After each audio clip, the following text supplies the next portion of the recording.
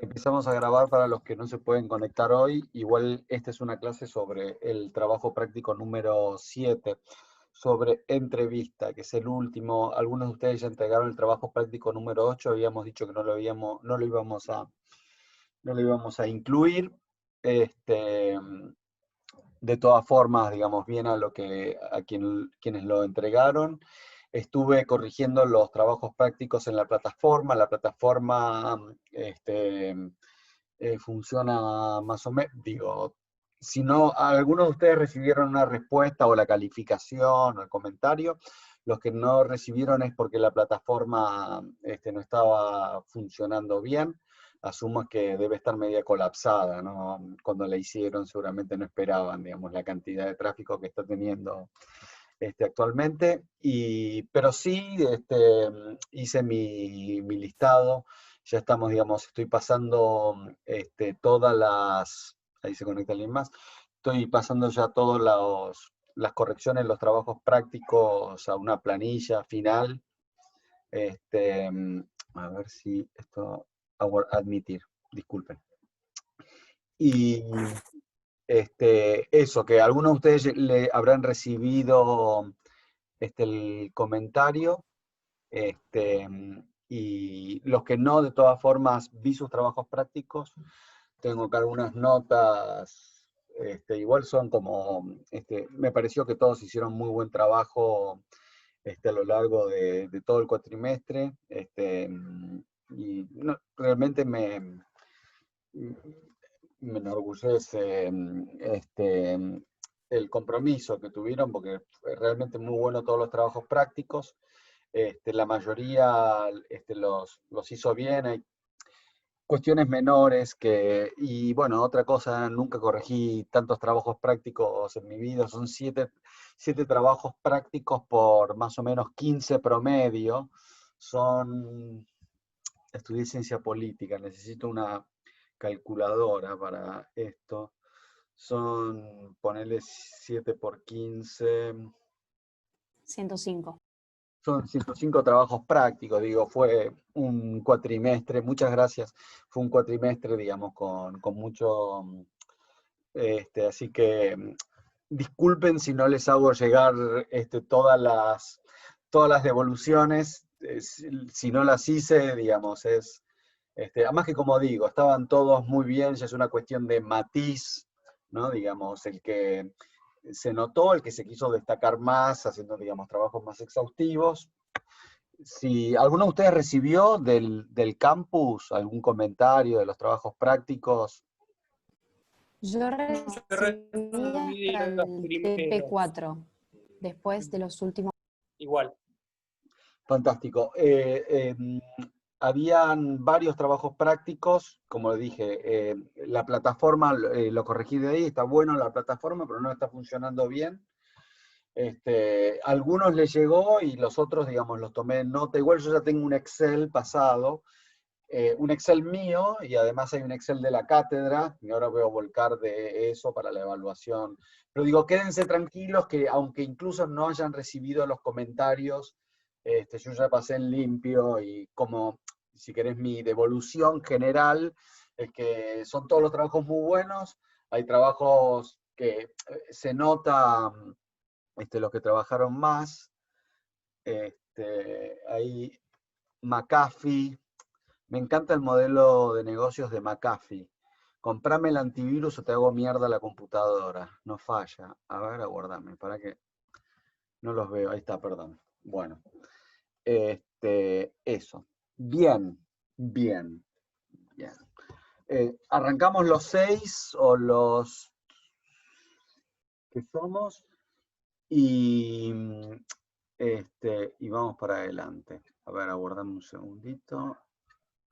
Profe, yo le hago una sola consulta con respecto al tema de la entrega de los TPs. ¿No hay drama de que los hayamos entregado tipo escalonados, el último espacio para los TPs que era a partir del 5, creo, porque fui entregando, ni bien los iba completando, los iba entregando uno por uno? Está bien, de hecho, la última entrega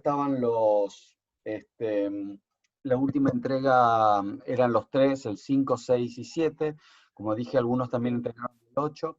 lo que más me importa es que entreguen todos los trabajos prácticos. Vi que algunos incluso entregaron trabajos prácticos que tenían pendiente, como el trabajo práctico número 1, lo entregaron en esta última entrega, que me parece, digamos, perdón, que está muy bien. Digo, gracias por eso. Y eso sí, digamos, ya está. Igual, digamos, bien, sí, tomé nota de todo. Quédense tranquilos que no, digamos, su trabajo está bien registrado. Relájense con eso. Bien. Esta es la última clase propiamente dicho. Después tenemos el martes, antes de la evaluación final, un repaso, ¿no? Y esta es la clase sobre entrevista, que tenemos la guía de entrevistas. Estaba el texto de Valles. Había también, me parece que había también un texto sobre entrevista en el de Argenti Piovani, ¿puede ser? ¿De Piovani? No, ¿no? Hay solamente Valles y el de Bujosevich. Bujosevich con Estela Moreira. Y está el de Marradi, por lo menos yo lo Marradi, usé, Marradi. Ahí está ese. el capítulo 12. Perfecto, perfecto. Argenti, era el tercer autor que me faltaba, sí, sí. Gracias, sí. Esos textos están muy buenos. Digamos, ahí tienen todo como, digamos, me parece que un panorama bastante amplio desde cuestiones más teóricas a cuestiones mucho más prácticas, que es como el texto de Bujosevich y Estela Moreira, que digo, me gustó mucho, está muy bueno. Bueno, ahí hay un montón de claves para eh, hacer entrevistas y para resolver este trabajo práctico, ¿no? Bien, si les parece, para ir comenzando con la primera consigna, que es según los objetivos, ¿qué preguntas, no ustedes tenían que seleccionar? Hay una serie de preguntas que tenían que seleccionar y no seleccionar, si me permiten, digamos. Eh, Generalmente eh, hay una confusión de cómo la diferencia entre la encuesta y la entrevista, ¿no? Eh, la entrevista no es una encuesta, ustedes no tienen que hacer un cuestionario, digamos, no tienen que poner las preguntas que le van a hacer, sino son como, incluso en el trabajo práctico, en la guía, viste, plantea una de las consignas, en función de que plantea los ejes, ¿no? Digamos, incluso después dice, ¿cómo piensan desagregar estos ejes? Digamos, vos la guía de preguntas son cuestiones generales, digamos, no vas a... generalmente hay como esta confusión, ¿no? Digamos, los que se están introduciendo a las técnicas de investigación, que muchas veces hacen la guía de entrevistas como un cuestionario de encuesta. No sé si, digamos, eso más o menos les queda claro. Esto me parece una cuestión importante, ¿no? Algo que quizás, no sé si aparece en la bibliografía, que tiene que ver con la entrevista, lo que tiene, que es una técnica que permite la reflexividad de campo, que significa que podés como redirigir, ¿no? Uno a priori cuando hace la guía se imagina que se va a encontrar ciertas cosas, incluso está en el texto, ¿no? El imaginario del investigador y el imaginario del entrevistado, ¿no? Entonces uno quizás viene con la cabeza seteada con un montón de cuestiones que de repente quizás no aparecen o va para otro lado la entrevista. Entonces, digamos, eso se le llama la reflexividad de campo, que la entrevista es una técnica que te permite esa justamente flexibilidad en el campo, que justamente la encuesta no te permite. Una vez que vos estás realizando la encuesta, ponerle que haces preguntas que no son relevantes, ¿no? O que los sistemas de categorías no clasifican. Una vez que ya tenés el cuestionario de la encuesta, no hay manera el encuestador no tiene manera de modificar eso ya está.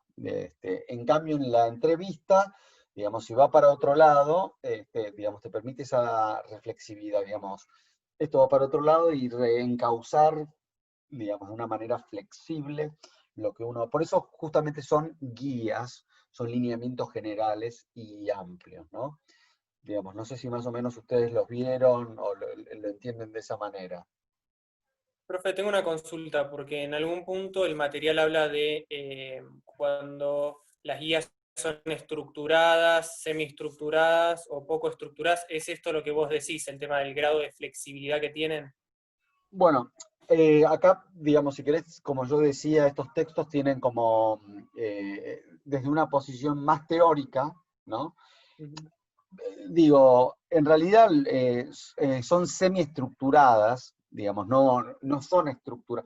Yo entiendo que teóricamente, digamos, el manual dice eso, pero vieron después el texto, el de Bujosevich y de Stella, que es como mucho más práctico, que te dice, mira, la posta es que vas a llegar y te van a decir, te van a putear, te van a tirar para allá, te van a, ¿no? Y el otro dice, en situaciones ideales, ahí tenemos como el tipo ideal beberiano, digamos, hay ciertos textos que son así más manual, estructura. En general, no hay guías estructuradas, justamente eso es la entrevista, el entrevistado se te enoja o te lleva para otro lado y decís, para, acá hay algo, vamos hacia ese lado, ¿no? Digamos.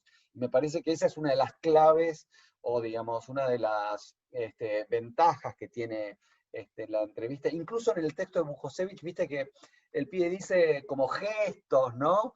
Eh, eh, cosas del verbaje, el lenguaje no verbal y demás, ¿no? Digamos, que esas cosas no las tenías previsto en tu guía de entrevista. Esas son cosas que aparecieron ahí, que incluso vos las viste, y que incluso, como dice, digamos, hay un montón de elementos contextuales que no lo podés anticipar todo eso, especialmente cuando vas a algo que desconoces, ¿no? Cuando estás justamente explorando un tema.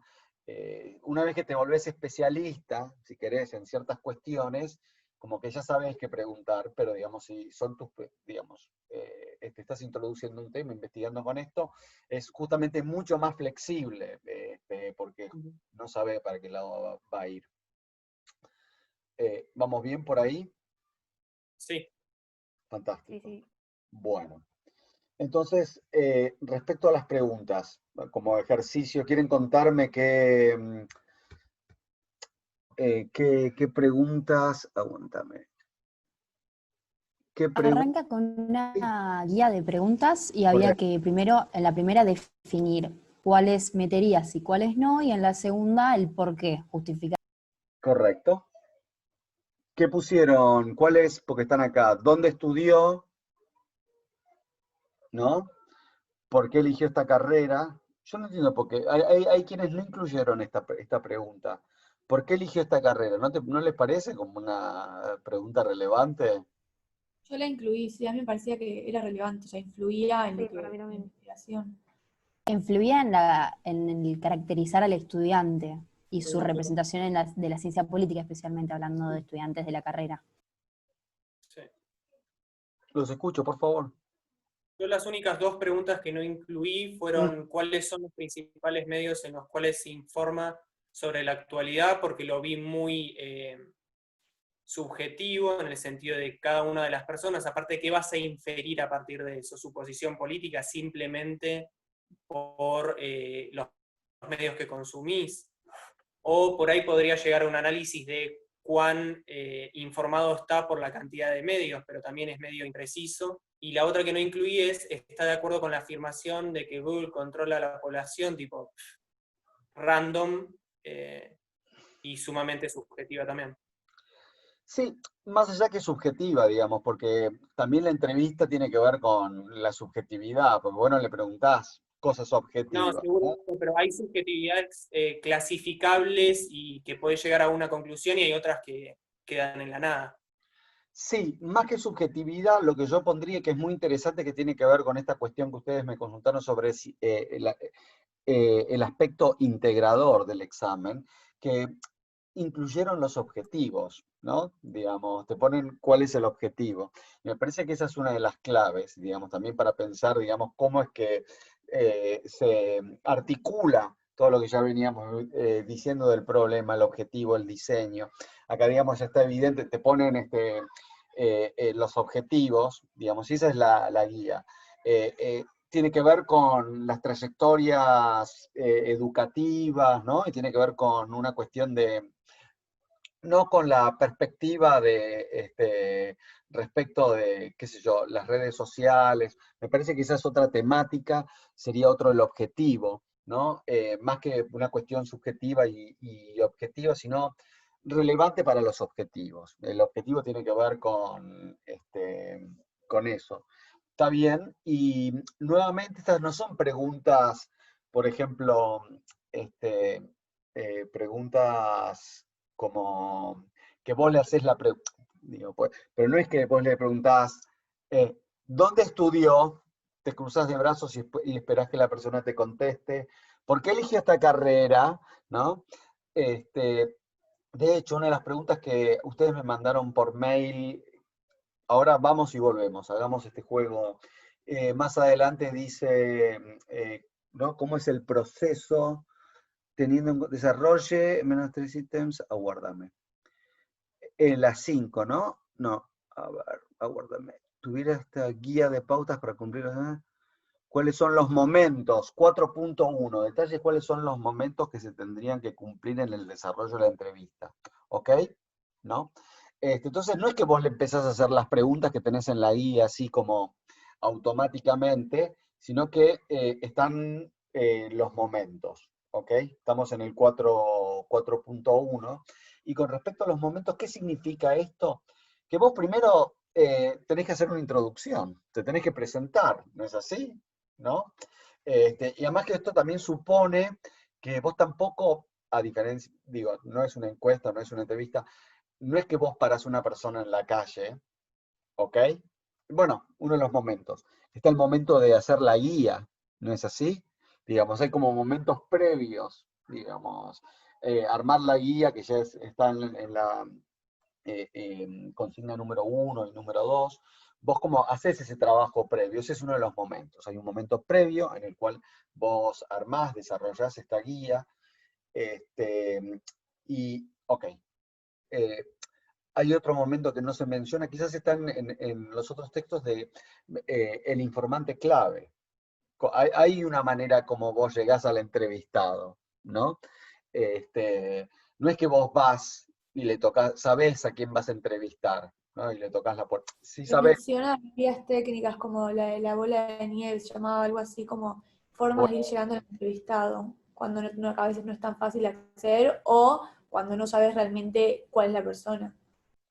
Eh, Hay tres, así, on top of, digamos, informantes claves.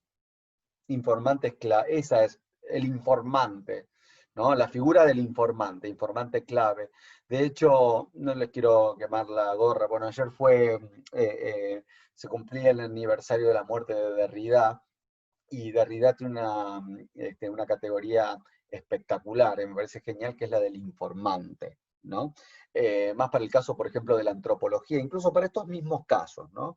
De la entrevista en ciencias sociales, pero por ejemplo en la antropología esto se ve mucho más claro. El informante es una persona que está, si querés, está solapado entre las dos culturas, ¿no? Porque vos venís de una cultura, el tipo sabe hablar el idioma del antropólogo, sabe, digamos, ¿no?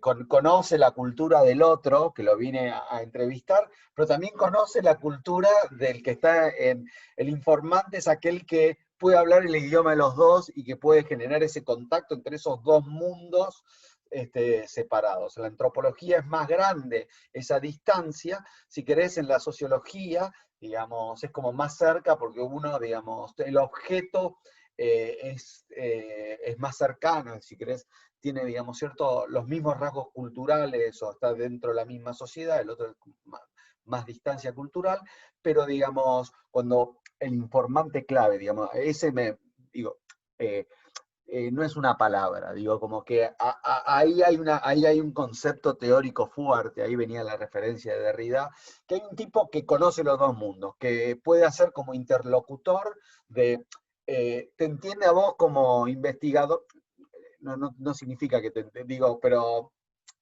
y otro, te permite el acceso, esto es fabuloso, te permite el acceso a otro mundo, ¿no? Entonces un pibe que, digamos, puede tener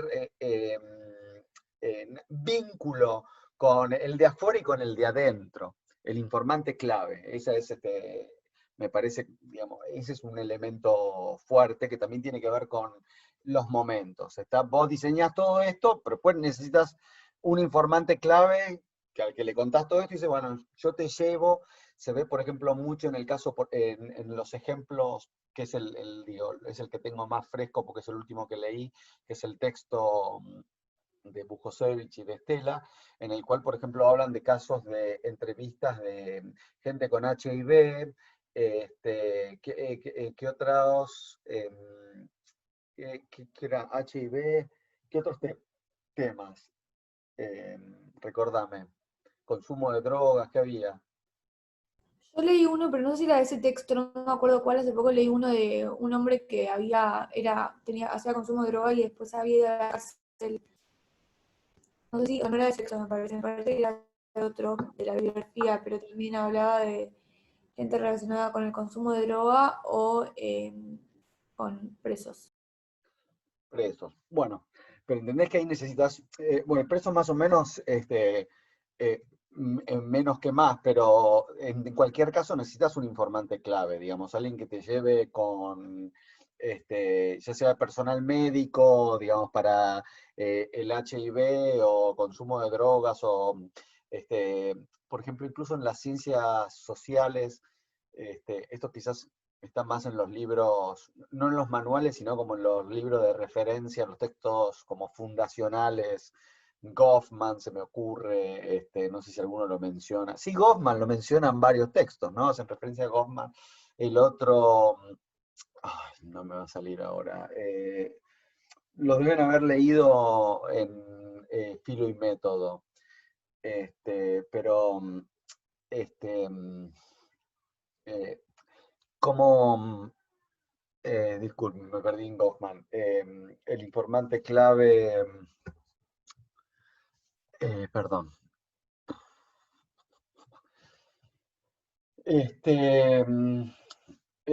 Bueno, en fin, digamos, como que uno tiene que establecer primero el informante clave, después están los porteros. Digo, ese es otro en los textos. Digo, quizás es un lenguaje antiguo, es un texto del 60 y traducciones, además del inglés.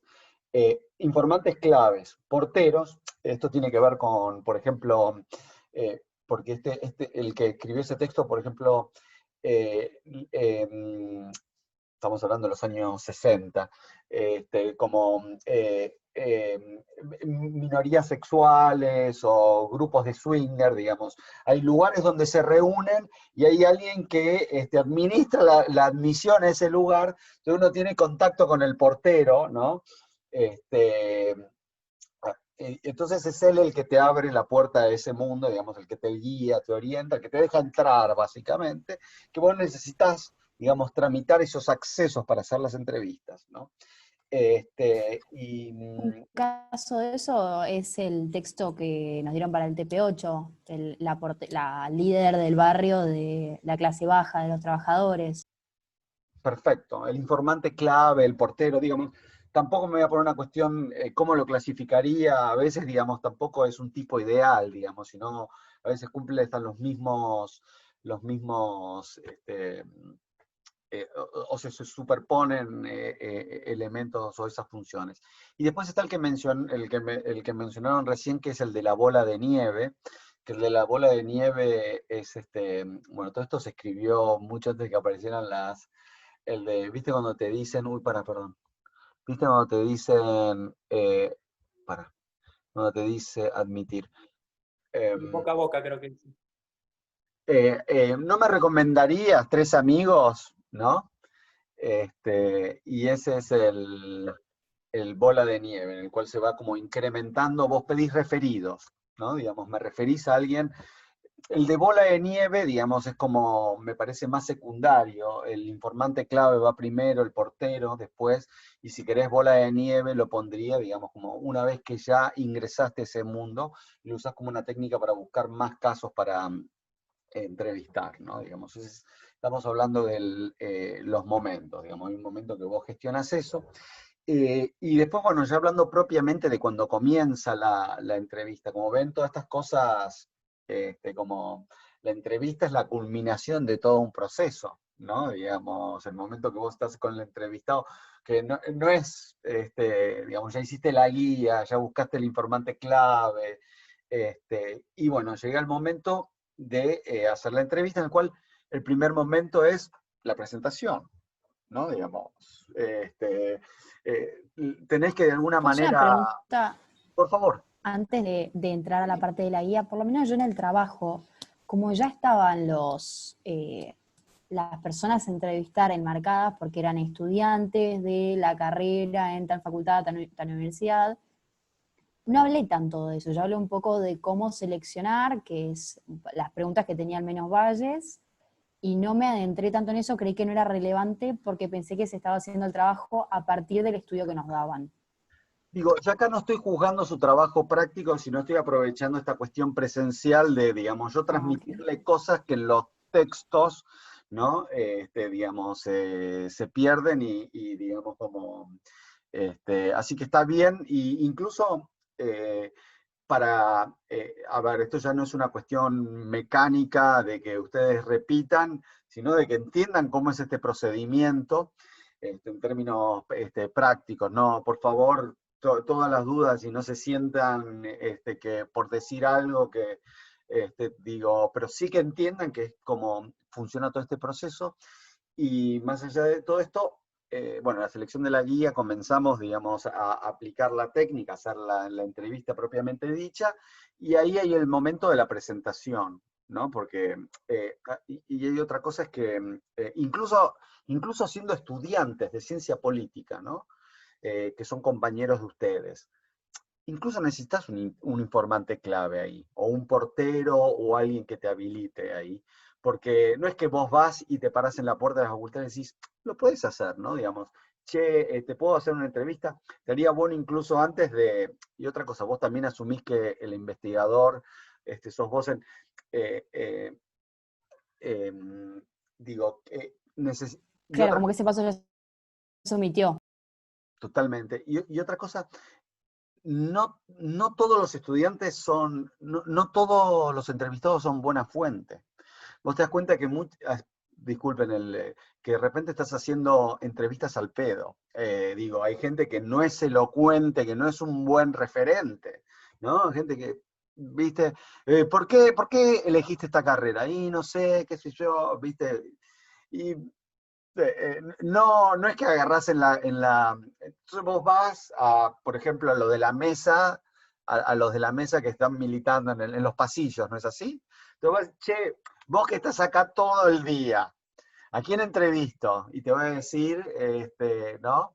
Mirá, yo te consigo, te paso los mails, ¿no es así? Incluso en nuestra facultad, o irías a un profesor o a un compañero que vos, el informante clave, ¿no? Un compañero que está en todos los grupos de estudio, que sabés que tiene ¿no? No es que tampoco llegás al azar. Está ese momento que es, digamos, que si querés en la método 2, en la método que es el muestreo, que también se menciona en algún, ¿no? En el contenido. ¿Cómo se seleccionan?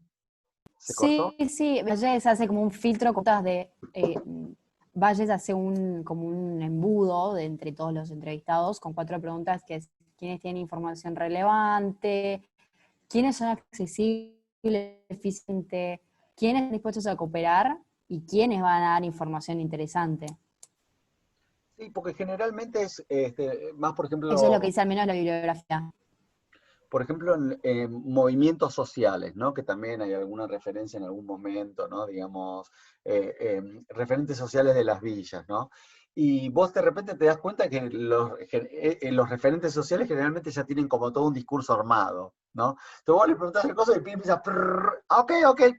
Digo, este es el que estaba buscando, esto es lo que me interesa. También reconociendo, digamos, uno también busca ciertas espontaneidades, ahí como tomás ciertos partidos políticos, por ejemplo. Si vos vas a entrevistar a un referente de un partido político, probablemente como que te mande todo, va a ser re elocuente, te va a dar un montón de información, pero te va a dar como todo el rollo, ¿no? Del partido, te va a contar, no, nosotros estamos...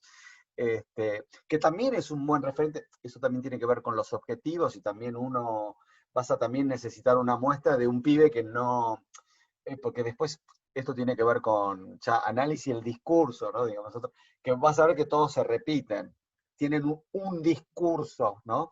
Por ejemplo, ahora, si quieren, no sé si vieron justamente lo de no es la charla, tampoco cadena nacional, no sé cómo decirlo, ¿no? Pero en el discurso, el tema de la libertad y la responsabilidad, ¿no?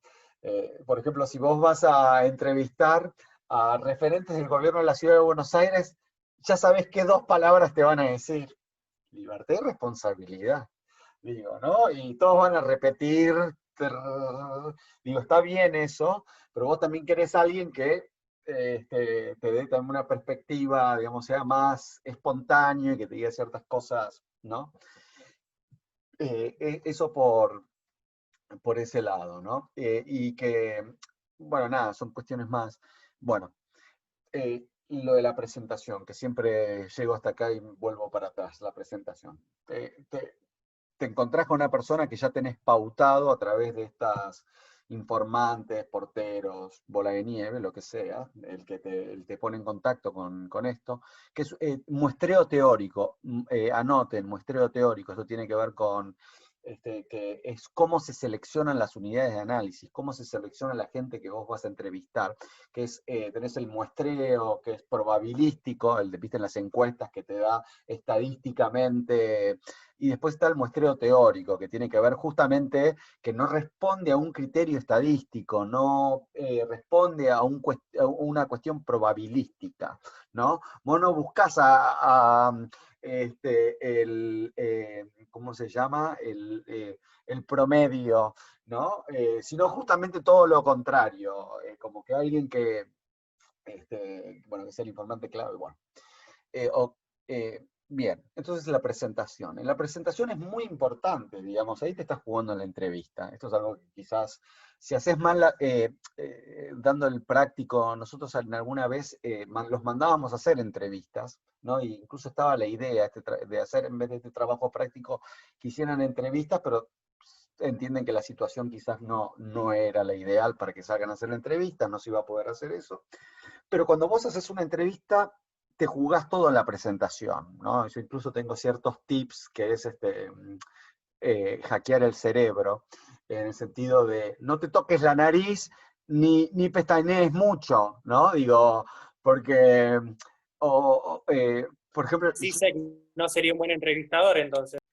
And so on, and so on. Y mi punto con esto... nada, una vez me metí en Deep Internet y de la Deep Web, Dark Web, y me descargué técnicas de investigación en las ciencias sociales. ¿Cómo investigan el FBI y la CIA, ¿no? Entonces me bajé los manuales de la CIA. Les cuento anecdóticamente, básicamente todas las técnicas de recolección de datos de la CIA son torturas. Entonces era básicamente una descripción de cómo torturar, estaba cómo ahogar gente, ¿viste? Cosas que sabemos de los testimonios de la última dictadura militar, literalmente de manual de la CIA, ¿no? Se está por cortar, está inestable la conexión. Bueno, seguimos cuando se corta, nos volvemos a conectar.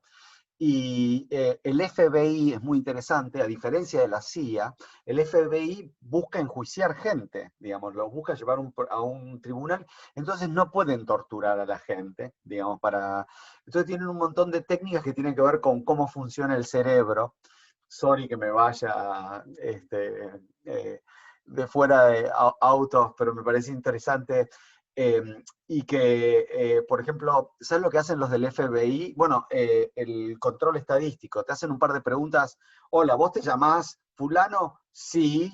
¿Vivís en tal lado? Sí. Y los pibes están viendo, porque el cerebro, viste que funciona por, ¿cómo se llama? Es modular. Vos en un lugar del cerebro tenés la función del habla, en otro la escritura, en otro, ¿no?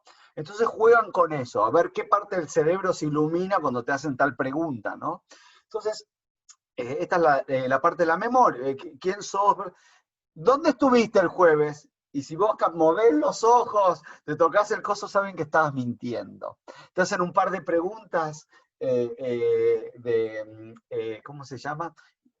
Incluso yo a veces lo aplicaba tomando examen, cosa que no le gustaba nada a los estudiantes, y que es, por ejemplo, les pregunto, ¿te llamás fulano? ¿Cursaste tanto? ¿Estudiaste? Y si se tocan la nariz, la oreja o cambian la mirada, probablemente me están... pero me pasó una vez que a alguien le pregunté, ¿estudiaste? Me dijo, sí, igual que todas las preguntas, fantástico, y después no sabía nada. Y el tipo no me estaba mintiendo, efectivamente él creía que había estudiado, sin embargo no sabía nada. Pero bueno, dejando todas estas anécdotas de lado, el hackeo del cerebro que estoy diciendo, muéstrense seguros. No pestañeen, no se tocan la nariz ni la oreja.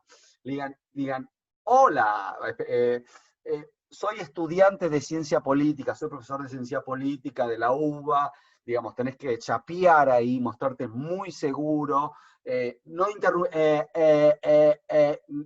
¿entendés? Este tipo me está mintiendo, ¿no? Entonces te tienen que mostrar muy seguros. Están los momentos de la investigación, la presentación. La presentación tiene que ser maciza como la piedra, ustedes tienen que estar muy seguros, tienen que hackear su cerebro, digamos. Yo tengo ciertas muletillas del nada de eso, lo tenés que, como si fueras un actor, Robert De Niro leyendo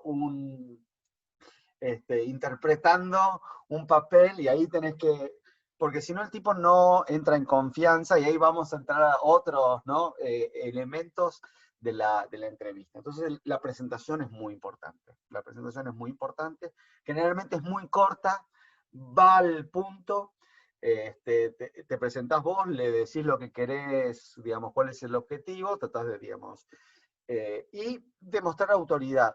A ver, yo entiendo ustedes como generalmente los que se les manda hacer el trabajo de práctico, el trabajo de campo de esto es o gente realmente muy capacitada con mucho, o también gente más